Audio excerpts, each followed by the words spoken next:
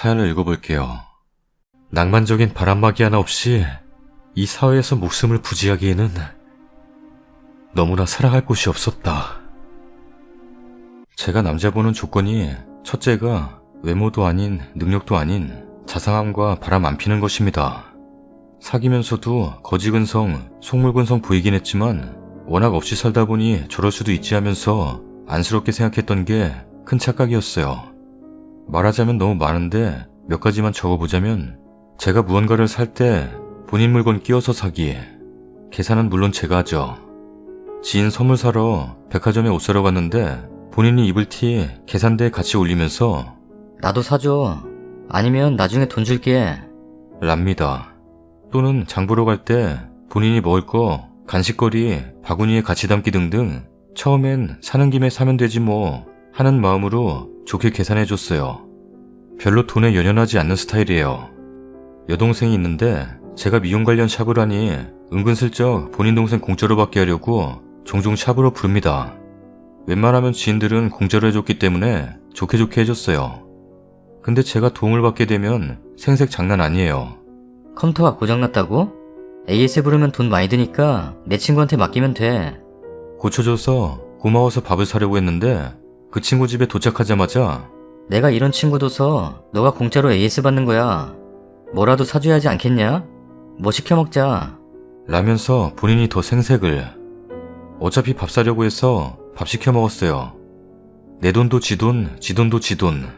그놈 돈은 당연히 그놈 돈이니까 일절 터치도 안 하고 상관 안 해요. 데이트 비용도 7대3 비율로 제가 더 많이 내요. 근데 제가 가방이나 구두를 사면 시즌별로 사냐? 경조사비 10만원 하면 무슨 10만원을 하냐? 5만원만 해라. 동생 생일이라 선물 사주면 어린애한테 무슨 큰 선물을 하냐? 용돈 5만원이나 주고 말어. 라면서 잔소리. 28살이 애라니. 그놈 부모님이나 동생 챙겨주면 덥석 받아먹고 좋아해요. 이해가 안 돼서 왜 내 돈 가지고 내가 쓰는데 너가 왜 상관을 하며 그렇게 뭐라 하면서 너네 가족한테 하는 건 왜 구말 없이 받아? 라고 따지면 우리 결혼할 사이잖아. 내가 돈 없이 살아서 돈에 예민해. 랍니다.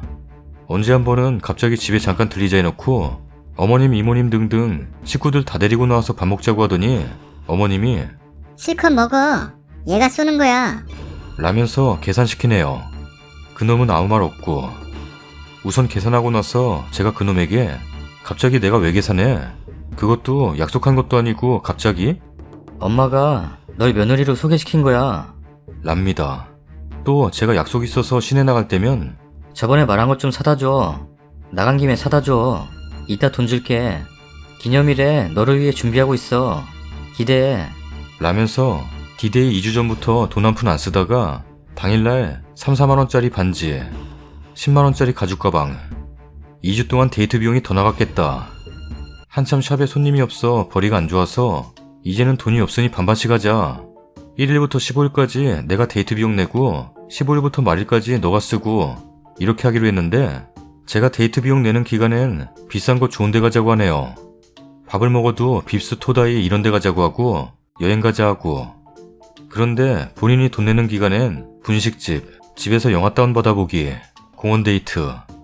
그냥 통장 만들어서 현금 넣어놓고 그걸로 사용하자 하고 저는 이체시키는데 자기는 현금 없다고 카드로 쓴다고 하더니 이번 달 한도가 없어. 돈이 없네. 결국 또 제가 계산. 이런 걸로 뭐라 하면 내가 돈이 없이 자라서. 돈이 없어서. 불쌍한 척. 택시 타고 다니기 번거로워서 차 한 대 샀는데 기름값 한 번은 안 내주네요. 당연히 자기를 데리러 오고 데려다 줘야 해요. 자기 필요할 때 본인 차처럼 빌렸습니다. 심지어 친구도 빌려줘요. 비싼 차도 아니고 사랑하는 사이니 당연히 빌려주고 했었어요. 그러다가 사고 나서 폐차시켜버리고 이번엔 그놈이 차를 샀는데 저보고 기름값 한 번 안 주냐? 너는 내가 차 있을 때 기름 한 번 넣어줬니? 그리고 내가 못해도 일주일에 한 번은 기름값 넣어주지 않았냐? 또 그러네. 너는 돈에 너무 예민해. 랍니다. 진짜 맞네. 저는 참고로 돈에 그닥 연연해 하지 않아서 그냥 돈이 너무 없나 보다. 돈 없는 사람은 저런가 보다 했어요. 돈은 없어도 여자 문제 없고 다정하게 대해주니까. 근데 시간이 지날수록 제가 돈 쓰는 거에 너무 당연하게 생각하는 게 지치더라고요. 결정적으로 저희 아빠가 1인 사업을 하세요. 혼자 하시는데 많이는 아니고 그냥 먹고 살 만큼만. 근데 나이가 있으시니 회사를 넘기려고 하시거든요. 이게 겉으로는 근사한 직업도 아니고 1인 사업이다 보니 그냥 입에 풀칠하는 정도겠거니 했나봐요. 그놈은 그냥 일반 직장 다니고 하니까 아빠가 어차피 본인 딸하고 결혼할 거니 너가 하는 게 어떻겠냐 했더니 싫다고 거절하더라고요. 그래서 할 수 없지 하고 넘어가고 아빠는 제 동생 남자친구한테도 말했나봐요. 동생은 이미 양가 상견례까지 앞두고 있는 상황이라 저희 가족이나 다름이 없었거든요.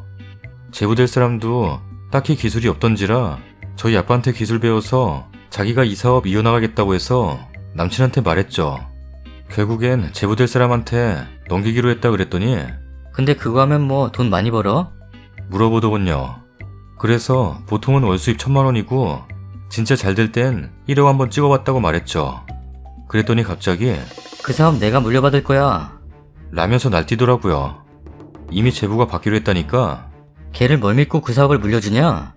첫째 딸이 우선이지 왜 둘째 딸 쪽에 그 사업을 물려주냐? 당장 아버님 뵐게. 내가 다시 말해볼게. 순간 정남이가 뚝 떨어지더군요. 제가 돈이 많은 재벌은 아니지만 그래도 부족하지 않게 넉넉하게 살았고 제 사업하면서 제 밥벌이 잘하고 살고 있는데 그것도 다 제 노력인 건데 그놈은 뭔가 거저먹으려는 심보가 가득한 게 확 보인 거죠. 그래서 제가 넌 좀 거지근성 같아. 이미 너한테 먼저 의사를 물었고 거절해서 제부한테 넘기는 걸 이제 와서 월수익 보고 갑자기 왜 난리를 치냐? 지금까지 행동들도 너무 네 돈만 소중하고 남의 돈은 거저 생각하는 것 같아. 라고 했더니 순간 본인도 열받았는지 뭐? 거지근성? 라면서 뭐라 발광하더라고요. 그래서 제가 나도 내 돈 소중하고 열심히 일해서 번 돈인데 너가 그동안 그렇게 얌체짓했어도 너가 하도 없이 자랐다고 돈 없다 해도 사랑하는 사람이니 안쓰럽게 생각하며 오히려 아무 말 없이 더 챙겨주고 그랬는데 그냥 네 본성이 그런 것 같네. 라고 했더니 그놈도 열받았는지 너 같은 애랑 못 사귀겠네? 내가 돈이 없다고 무시하네? 나도 너 같은 애 공주님 대접하면서 머슴처럼 못 살아. 라면서 쌩 가버리더라고요. 전 택시 타고 집에 갔고요. 제가 원래 좀 한번 믿으면 웬만하면 계속 믿다가 한 번에 마음이 확 돌아서면 다시는 안 보는 스타일이라 이미 그놈한테 감정이 다 떨어졌고 그때 그러고 가버렸으니 우리 사이 이젠 끝이다라고 생각을 했어요. 그렇게 일주일 아무 연락 없이 지내다가 어제 샵에 그놈 동생이 친구를 데리고 왔더라고요. 항상 그놈 동생한테는 무료로 해줬으니 이번엔 아예 친구까지 데려왔더라고요. 그래서 2명 해주고 나서 그냥 가려고 하길래 2명에서 12만 원이라고 말했더니 황당해 하더라고요. 얘기 못 들었냐고. 나 네 오빠랑 헤어졌다고 했더니 급하게 전화를 하더라고요. 바꿔주길래 받았더니 저보고 정신 못 차렸네? 이번 기회에 네 버릇 고쳐주려고 일부러 연락 안 한 건데 그렇다고 이렇게 복수를 하냐? 아니 내가 뭘 잘못했길래 내 버릇을 고쳐줘? 헤어졌는데 내가 왜 네 동생의 동생 친구까지 무료로 해주냐? 당연히 시술 받았으면 돈을 내야 하는 거지. 얘 돈 없으면 너가 대신 이체시켜. 하고 끊고 계좌번호 문자로 보내줬더니 동생이랑 동생 친구 때문에 그런 건진 몰라도 바로 이체해주더라고요. 예전에는 2, 3만 원 쓰는 것도 벌벌 떨더니 참 어이가 없더라고요. 그리고 나서 다시 전화가 오네요. 자기도 잘못한 것 같고 저도 잘못한 것 같고 서로 오해도 있었고 이쯤에서 화해하자고. 화가 나서 잠시 연락을 안 한 거지 끝내자고 확실히 말한 게 아니니 우선 오늘 저녁에 만나서 끝내던지 다시 만나던지 결정하자고 해서 알았다고 했어요. 그랬더니 제가 마음이 풀린 줄 아는지 이따 봐. 라면서 하트 이모티콘 겁나 날리네요. 전 이따 나가서 확실하게 끝내자고 말할 건데. 후기입니다. 제 글이 이렇게 이슈가 될 줄은 몰랐네요. 후기 쓸 생각 없었는데 후기 원하시는 분이 많으셔서 한 번 더 글을 쓸까 해요. 댓글 하나하나 다 읽어봤고 안 좋은 소리도 많은데 물론 읽으시면서 알면서 왜 계속 만났대 하면서 답답하셨을 것 같긴 해요. 저는 그렇게 자존감이 낮지도 않고 바보도 아니에요. 오히려 저는 제가 정말 괜찮은 사람이라고 생각하는 사람입니다. 처음부터 그놈이 그런 모습을 보인 것도 아니었고 한두 번 얄밉게 행동하다 점점 그 횟수가 많아지고 점점 도가 지나쳐왔던 건데 사실 돈 부분에 예민한 성격이 아니었던지라 내가 내면 되는 거지. 내가 밥을 사서 상대방이 맛있게 먹으면 그 모습이 좋은 거고 내가 선물을 해서 그 사람이 기뻐하는 모습을 보면 좋은 거고 그런 마음으로 제가 가능한 선에서 돈을 쓰는 거지 막무가내로 퍼주는 스타일도 아닙니다. 다만 상대방이 어느 순간부터 당연하게 생각하고 계산적으로 나오고 뭔가 나를 이용해 먹겠다라는 행동이 나오게 되면 그런 건 저도 느낍니다. 그 순간 저는 마음이 돌아서는 거고요. 왜 나가냐고 분명 다시 만날 거라고 댓글 다신 분들은 제가 걱정돼서 그러시는 거라고 생각해요. 저는 만날 때 계산 안 하고 최선을 다해서 사랑하기 때문에 미련 따윈 없습니다. 아무래도 사람인지라 허전함이나 정 때문에 힘들긴 하겠지만 다시 만나고 싶은 마음은 없네요. 그냥 확실하게 하고 싶어서 나갈 거라고 한 거예요. 본론으로 들어가서 손님도 없고 해서 샵 마감하고 8시 정도에 만났어요. 웃으면서 절 반기더군요. 잘 지냈어? 배고프지? 밥부터 먹으러 가자. 랍니다. 근데 정말 좋은데 데려가더라고요. 사귀면서 한 번도 안 가봤던 고급 레스토랑 데려가더라고요. 게다가 주문도 본인이 알아서 이미 다 해놨고요. 처음이자 마지막이 될 텐데 저 정말 맛있게 먹었습니다. 그놈이 아무렇지 않은 듯이 나 안 보고 싶었어? 나 진짜 너 많이 보고 싶었어. 어떻게 지냈어? 요즘 손님 없지? 요즘 시국 때문에 걱정이야. 라면서 일상생활 얘기하더라고요. 음식 맛있게 먹으면서 좋게 좋게 대답해줬습니다. 후식 먹을 때쯤엔 선물 상자도 내밀더군요. 고마워하면서 받았고요. 그리고 나서 얘기 시작했습니다. 오늘 나온 건 확실하게 헤어지자고 하려고 나온 거고 내 마음은 변함이 없을 거야. 돈이 없는 건 단점도 아니고 잘못도 아니야. 그런데 그걸 핑계로 사랑하는 사람 상대로 계산적으로 나오고 그 돈이 마치 너 돈인 마냥 행동하는 건 잘못이야. 내가 몇 번 너의 그런 행동에 뭐라 하면 그때마다 너는 고칠 생각은 안 하고 돈이 없다는 핑계를 댔었어. 그건 앞으로도 변하지 않을 거라고 생각해. 특히 마지막에 아빠 일 물려받는 것 때문에 너가 했던 행동은 굉장히 찌질해 보였어. 네 마음들이 계산적이고 속물적으로 변하는 순간 상대방도 그걸 눈치챈다는 걸 알아야지. 오늘 처음이자 마지막으로 너가 좋은 데 데려와서 정말 맛있게 잘 먹었고 선물도 뭔지는 모르지만 날 위해 준비했다니 받아줄게. 나 정말 좋은 여자인데 나 놓쳐서 너 정말 속상하겠다. 그러니까 나쁜 근성들 버리고 잘 살아라. 대충 저렇게 말한 것 같네요. 그랬더니 그놈이 말 다 했냐? 라면서 목소리 커지길래 남자애들 2명 불렀습니다. 제 친구들은 그놈 얼굴 다 알아요. 친구들 동생 2명한테 미리 부탁해서 문자 보내놨거든요. 건장한 남자 2명이 누나, 이야기 끝나셨으면 가시죠. 하니까 쪽팔렸는지 쫄았는지 참나. 이러면서 헛웃음에 아무 말 안 하길래 잘 나왔어요. 그 뒤에는 뻔하죠. 전화 안 받으니 톡으로 김치년이 뭐니 계산적이니 뭐니 뻔한 말들 하네요. 여차하면 신고하려고 차단은 안 해놓고 계속 욕문자 받고 있어요. 샵은 요즘 손님도 없고 다른 좋은데 자리 난 곳이 있어서 옮길까 생각 중이었는데 잘됐다 싶어 이번 기회에 이전하려고요. 어차피 예약제로 거의 단골 손님으로 운영하던 거라 예약 전화 오면 양해 말씀드리고 토요일부터 샵 문 닫아놓고 오늘 아침에 부동산 갔다가 지금 바로 집에 와서 이렇게 후기 남겨요. 그동안 집에는 초대한 적이 없고 아파트 입구에서 헤어지고 그래서 집까지 찾아오진 못할 것 같네요. 아파트 단지가 워낙 많고 입구 출구도 한 군데가 아니라서요. 여기까지가 후기이고요. 댓글 달아주신 분들 모두 감사해요. 왜 여기가 여자들의 친정이라고 하는지 알겠네요. 모두들 좋은 하루 되세요. 다음 사연입니다. 거지근성? 그 뒤에는 거지근성 가족이 있죠. 며칠 전부터 거지근성을 가진 사람들 일화가 나오길래 문득 생각난 과거의 한 인간에 대해서 써보려고 해요. 기가 막혔던 몇 가지 일화만 쓸게요. 쓰다가 제가 고혈압으로 쓰러질지도 모르거든요. 제가 개인적으로 가정적으로 너무 힘든 시기에 슬그머니 제 옆자리를 차지한 사람이라 솔직히 저도 똑똑하게 대처를 못했어요. 그래서 지금 생각하면 머리끝까지 화가 솟구쳐요. 20대 후반인 나이에 연봉 5천 받는 직장에 다니고 있었던 저와 저보다 한 살 많은 반백수와의 일화입니다. 저는 아직 그 직장을 다니고 있고 그 백수는 만나는 시기 중 5분의 4를 백수로 지냈죠. 키 크고 잘생겼던 건 사실이지만 정상적인 상태였다면 쳐다도 안 봤을 남자예요. 네 돈은 내 돈, 내 돈은 안 쓰는 돈. 같이 피자를 먹으러 간다 치면 지가 계산하는 날은 어차피 다른 거 먹지도 않잖아. 피자만 시키자.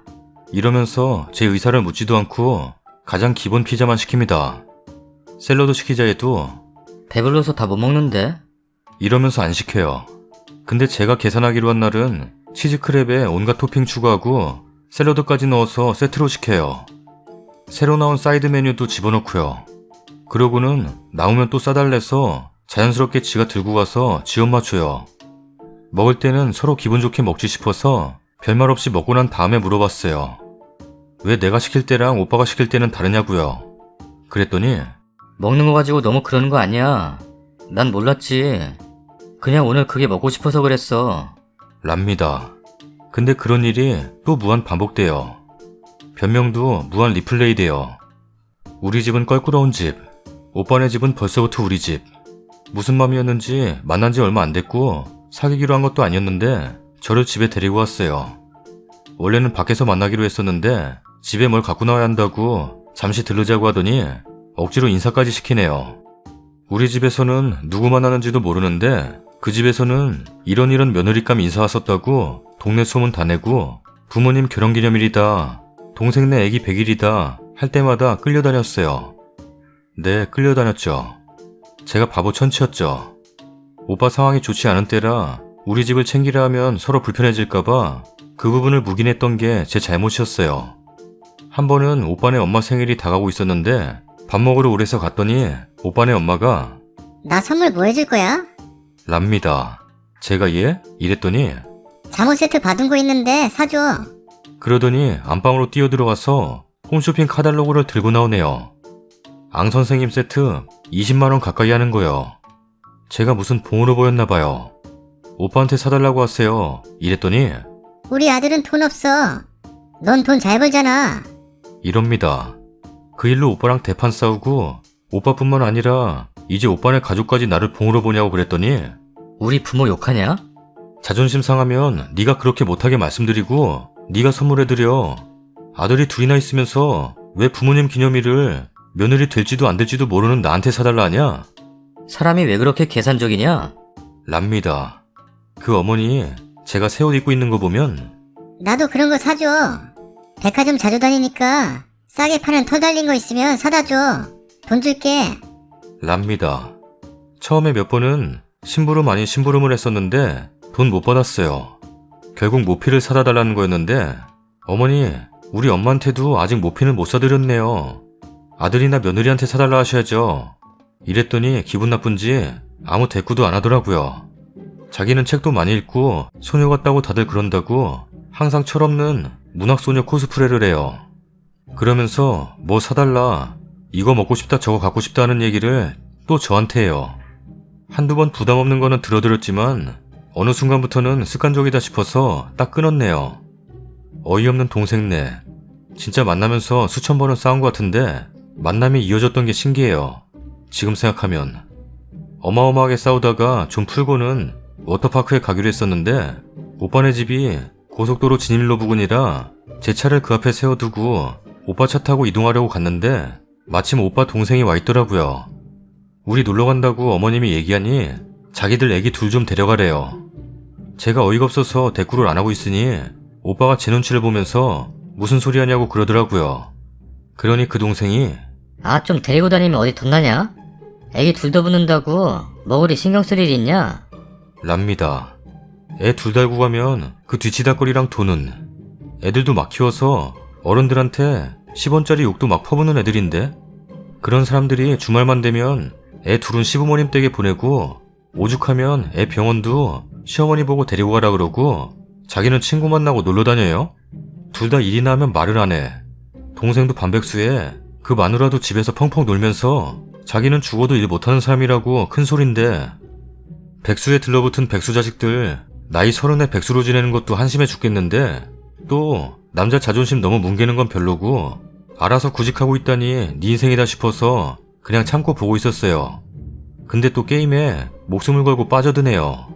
어느 순간부터 자연스럽게 만나기로 해놓고 게임방으로 오래요. 가서 멍하니 기다리면 나보고도 게임하라고 컴퓨터 켜주고 동네 동생 백수들 끼고 무슨 지가 왕이라도 되는 양 으스대면서 게임에 몰입해요. 화나서 먼저 나와버리면 또 쫓아나와요. 게임 때문에도 진짜 얼마나 싸우는지 모르겠네요. 근데 문제는 게임을 하면 밥도 굶어요. 한 번은 너무 안됐다 싶어서 밥이나 먹고 게임하라고 나가자 하니 지가 동생들을 챙기네요. 그래요, 또 제가 계산했죠.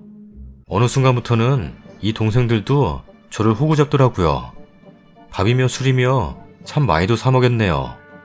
제가 바보 멍청인 줄 알면서도 어쨌든 만나는 동안은 남자로서 자존심 뭉개지 말자 싶어서 앞에서는 웃어 보였어요.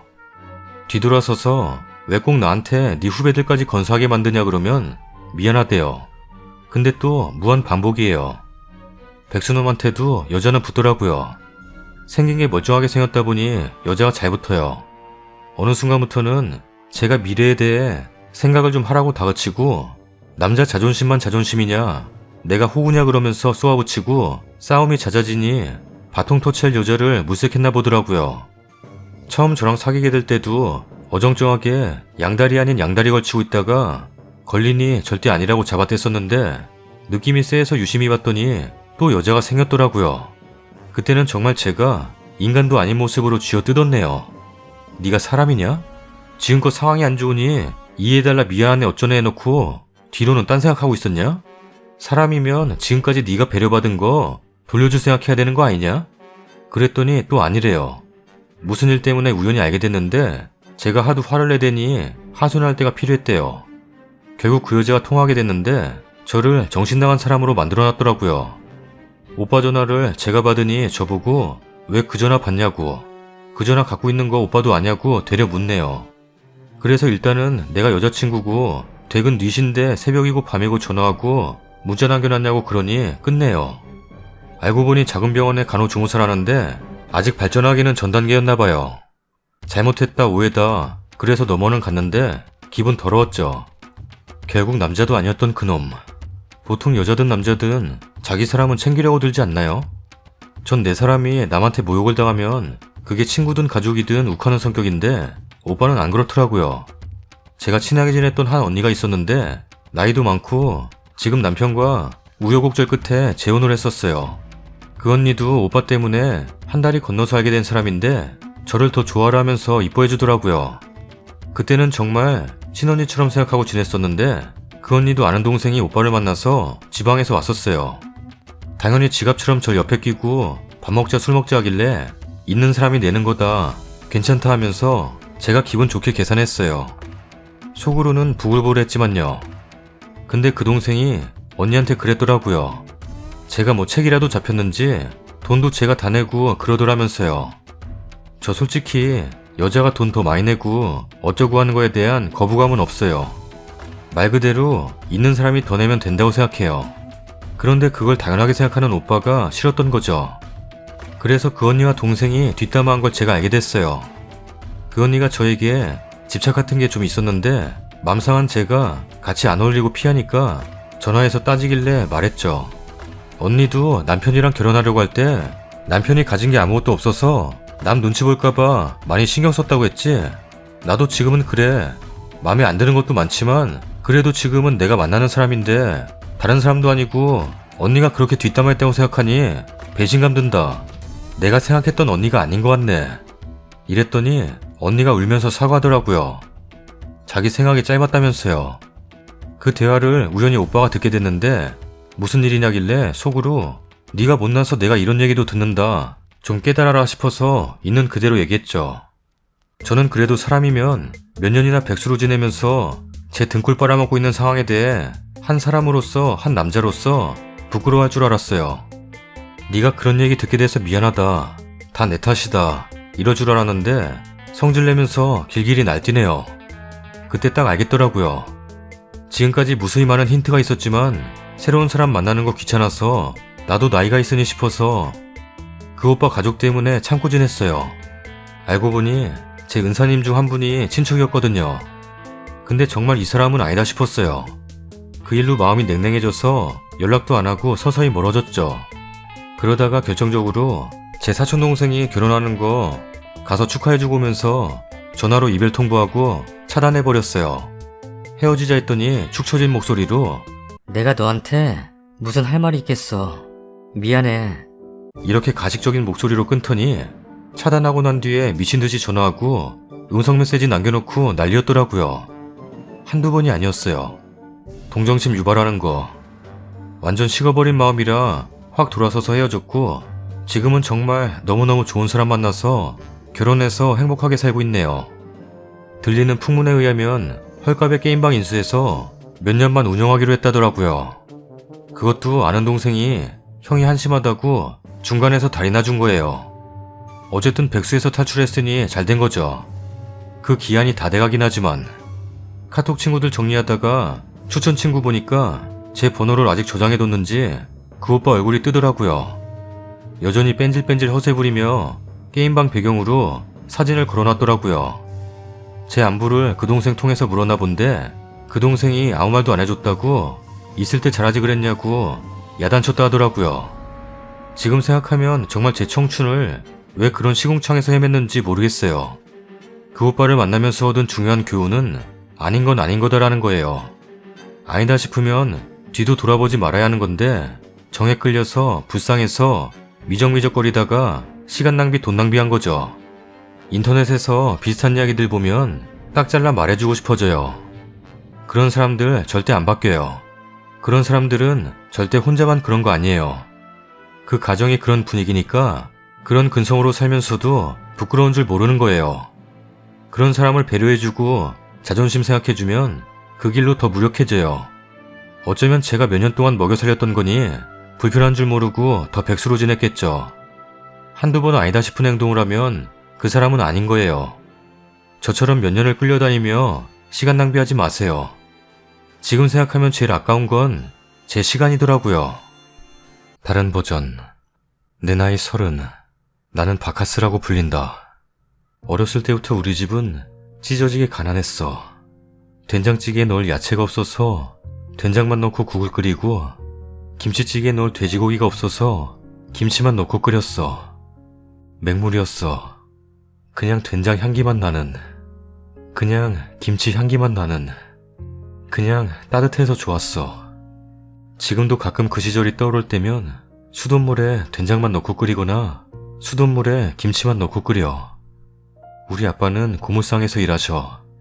평생을 그렇게 사셨어. 남들은 고물상 요즘 돈 많이 번다고들 하는데 우리 아빠는 사장이 아니야. 요즘이야 최저시급법 때문에 최저시급은 버시는데 몇 년 전까지만 해도 아니었어. 시급 200원, 300원, 500원. 하루 15시간을 일해서 5,000원을 채 벌어오지 못하셨어. 최저시급. 고물상에서도 우리 아빠에게 최저시급으로 돈을 줄 형편이 안 되어서 지금도 하루에 2, 3만원 정도, 2-3시간밖에 일을 안 하셔. 아니, 안 하시는 걸로 되어 있어. 2-3시간만 일하고 집에 들어와 쉬셔도 되는데 아빠는 일을 안 해도 되는데 하셔. 이거 아니면 다른 데 가서 일할 수가 없으니까 언제 잘릴지 모르신다고. 평생 한자리에서 이것만 하신 분이라 돈을 더 준다고 해도 다른 곳 못 가신다고. 고물상 사장이 자기 은인이라고. 시급은 저렇게 줘도 돈이 급할 때 많이 도와줬다고. 우리 아빠가 일을 하고 돌아오실 때면 나는 항상 바카스를 준비해. 바카스 드시고 기뻐하시는 우리 아빠를 보면 세상 그 무엇보다 기쁠 수가 없어. 우리 엄마는 껌을 파셔. 흔히 말하는 지하철에서 500원짜리 껌을 1,000원에 파셔. 그러면 2배 남는 장사니 개이득 아니냐고들 할 거야. 아니야. 우리 엄마가 혼자 다 이익을 가져가지는 않아. 엄마 위에는 악덕업자가 있어. 그리고 그 악덕업자 위에 더한 악덕업자. 그 위에 그보다 더한 악덕업자. 결국은 500원짜리 껌 하나 팔면 30원 받아. 1시간에 많이 팔면 10개 판다고 하셔. 그러면 시간당 300원. 저 가격이면 인터넷으로 싸게 사도 사이다도 못 사 먹어. 우리 엄마는 지하철 끊길 쯤 집에 들어오시는데 나는 역시 바카스를 준비해. 피로회복에는 바카스라고 어렸을 때부터 인식이 되어 있었어. 우리 엄마가 바카스를 드시는 모습을 보면 세상 기분 좋을 수가 없어. 내가 준비한 바카스. 어렸을 때부터 나는 용돈이 생기면 바카스를 샀어. 아니, 바카스만 샀어.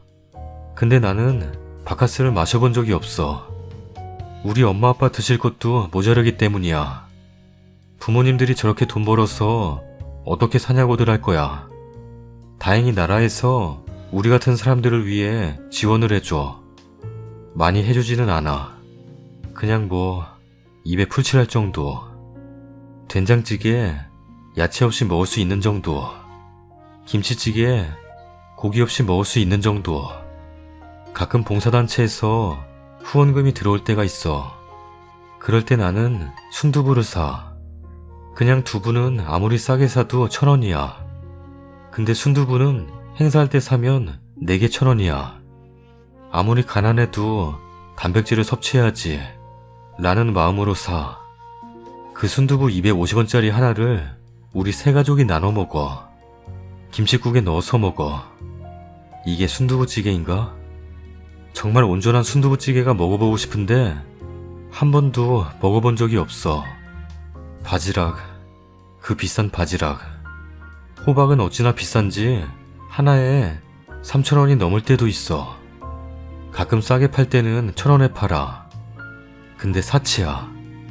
그 가격이면 순두부 4개를 사. 나는 지금까지 옷을 사본 적이 없어. 항상 헌옷수거한 옷을 입어. 우리 가족 전부.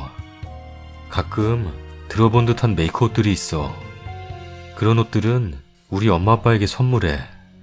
자식으로서 변변치 못한 선물을 해드려서 죄송할 따름이야.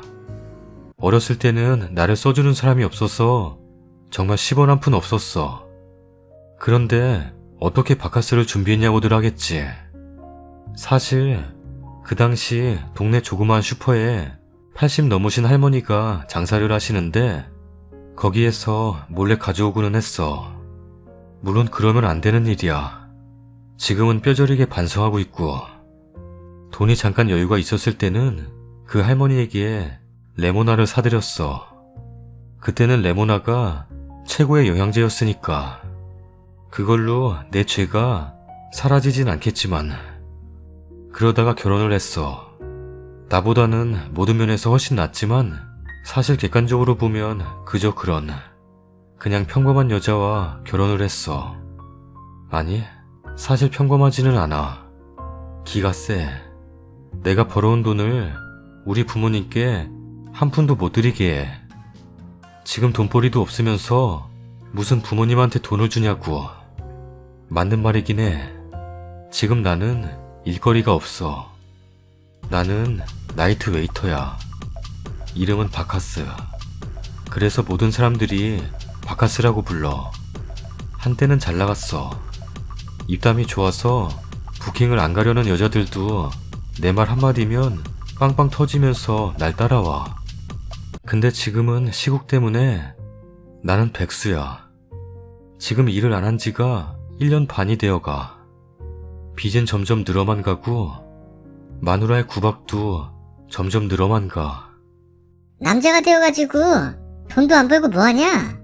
고물이라도 줍던가 껌이라도 팔던가. 돈 있어도 거지근성, 돈 없어도 거지근성. 너 너무 거지 같아. 우리 엄마 아빠 바카스 사드려야 되는데 내 주머니에는 바카스 하나 살 돈도 없다. 결국 저지르지 말아야 할 일을 저질렀다. 속보입니다. 서울에 사는 30살 박모 씨가 바카스를 인질로 데리고 있습니다. 박모 씨는 인근 나이트에서 일하는 웨이터 바카스로 바카스가 바카스를 인질로 데리고 있습니다. 그날 내가 본 것은 가진 자는 죄가 없고 못 가진 자는 죄가 있다는 것이다. 나 방구인데 당신들한테 할 말이 있어 나왔어. 내가 어디서부터 꼬여서 여기까지 왔는지 모르겠는데 나 처음부터 이러고 싶었던 거 아니야. 나도 당신들처럼 살고 싶었는데, 당신들처럼 그냥 사람들처럼 살고 싶었는데, 내가 돈이 있었으면, 나한테 당신들만큼 돈이 있었으면 내가 지은 죄는 죄도 아니야. 당신들이 사는 세상, 돈 없다고 사람 취급 못 받는 세상, 돈으로 검사도 판사도 살 수 있는 세상, 죄 있어도 돈 있으면 무죄, 죄 없어도 돈 없으면 유죄, 유전 무죄, 무전 유죄. 나뿐만 아니라 모든 사람들 다 똑같은 인간이 될 수 있어. 다만 자기들이 살아갈 수 있는 어떤 길이 있기 때문에 자기의 길을 걸어갈 뿐이고, 나는 내가 살아가는 길에 대해서 내가 어떻게 가는지를 알지 못했기 때문이야. 낭만적인 바람막이 하나 없이 이 사회에서 목숨을 부지하기에는 너무나 살아갈 곳이 없었다.